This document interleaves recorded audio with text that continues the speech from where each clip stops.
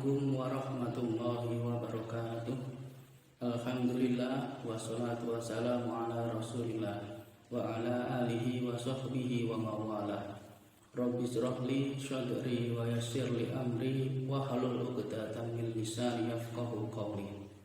Halo anak-anak, gimana kabar kalian? Semoga kita semua selalu dalam perlindungan Allah Subhanahu wa taala, agar kita bisa melakukan aktivitas dalam keadaan sehat walafiat. Allahumma amin. Pada pertemuan kali ini kita akan membahas materi tentang menjaga martabat manusia dengan menjauhi pergaulan bebas dan zina. Sebelum kita mendalam membahas materi ini, terlebih dahulu saya sampaikan kompetensi dasar dan tujuan pembelajaran kita pada pertemuan kali ini. 1. Meyakini bahwa pergaulan bebas dan zina adalah dilarang agama.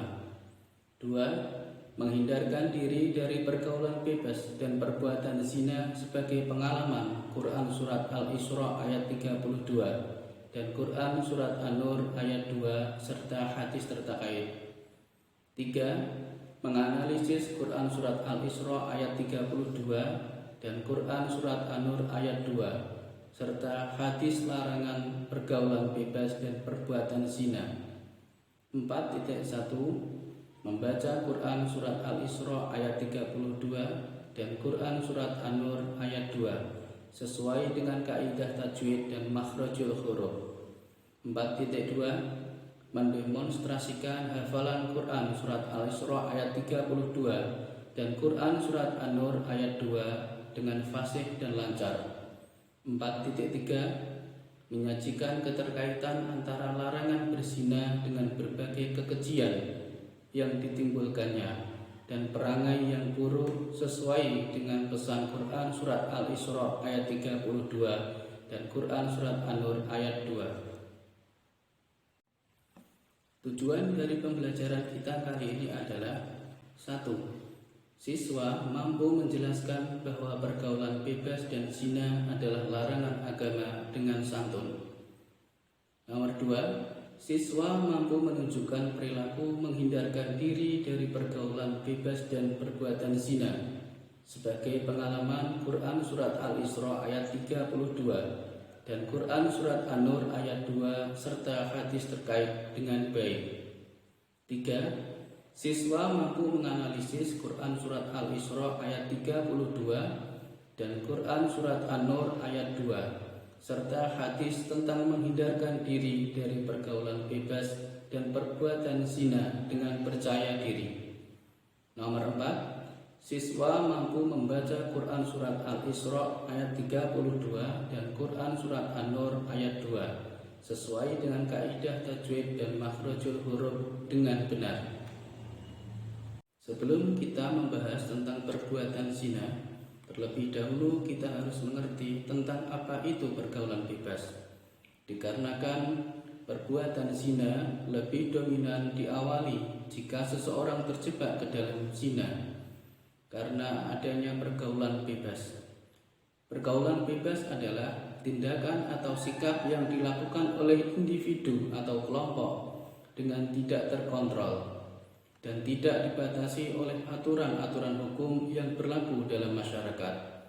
Pergaulan bebas dalam pemahaman keseharian identik dengan perilaku yang dapat merusak tatanan nilai dalam masyarakat. Pengertian zina terbagi menjadi dua macam, yakni secara bahasa dan istilah. Secara bahasa, zina artinya zana atau yang memiliki arti berbuat jahat. Sedangkan dalam istilah, zina artinya perbuatan bersenggama antara perempuan dan laki-laki yang bukan mahramnya tanpa melalui jalur pernikahan yang sah.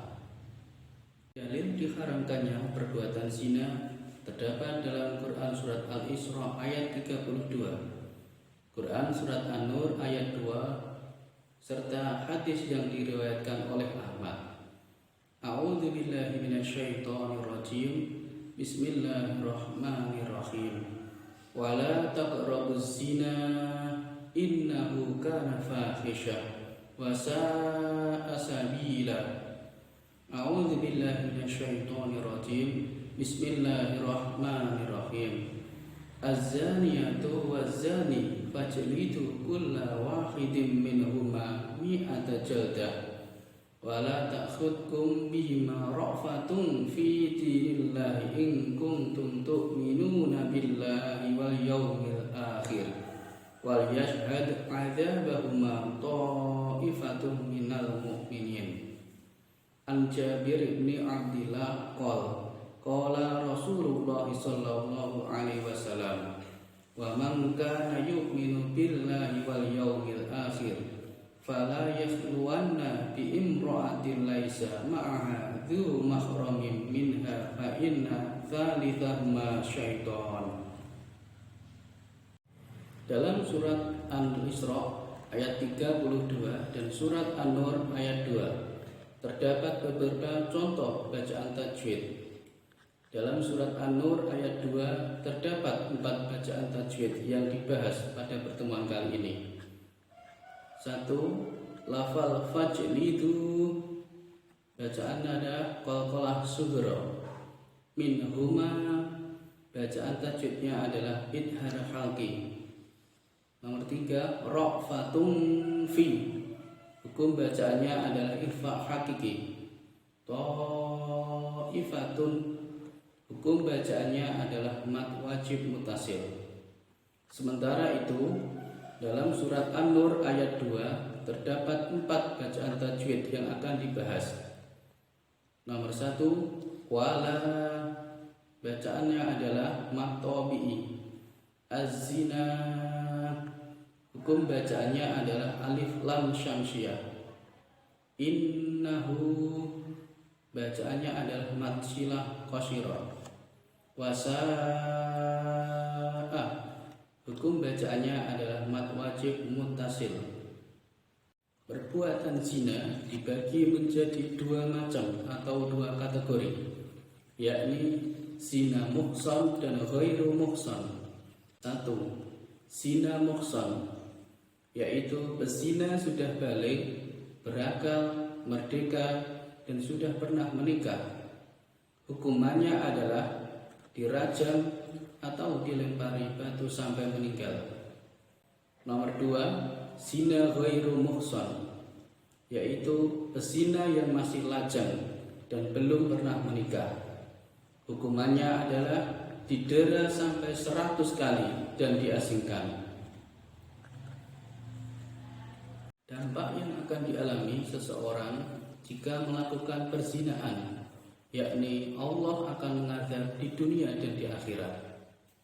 Dampak jika seseorang melakukan perzinaan yang akan dialami di dunia: 1.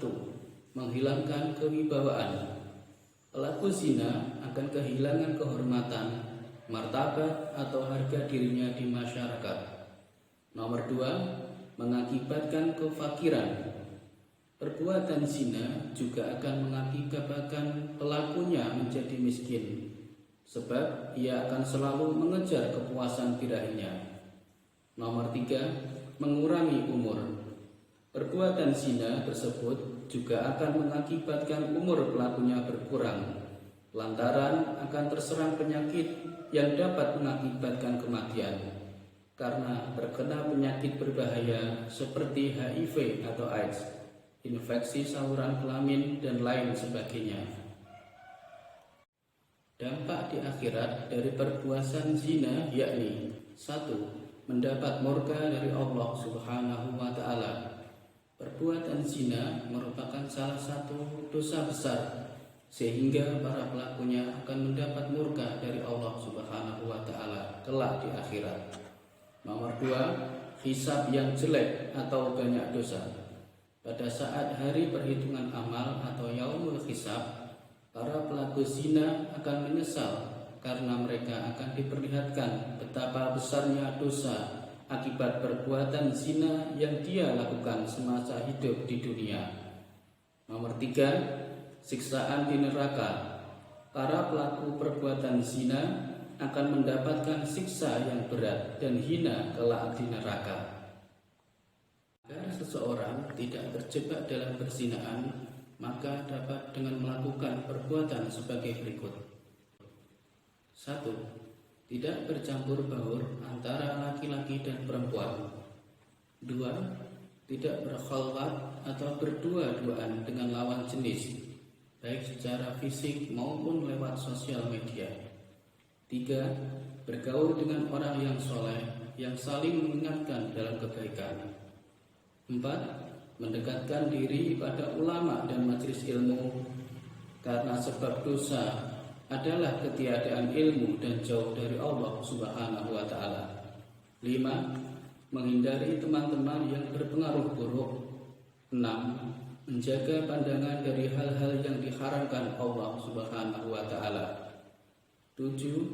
Mendekatkan diri kepada Allah dan memunculkan sifat khauf atau takut dalam diri kita terhadap Allah Subhanahu wa Ta'ala. Sekian materi pembelajaran kita pada pertemuan kali ini. Semoga kita bisa mengambil manfaat dari materi yang kita pelajari pada pertemuan kali ini. Tetap semangat belajar untuk meraih kesuksesan kalian kelak. Terima kasih. Wallahu muwaffiq ila aqwamit thariq. Wassalamualaikum warahmatullahi wabarakatuh.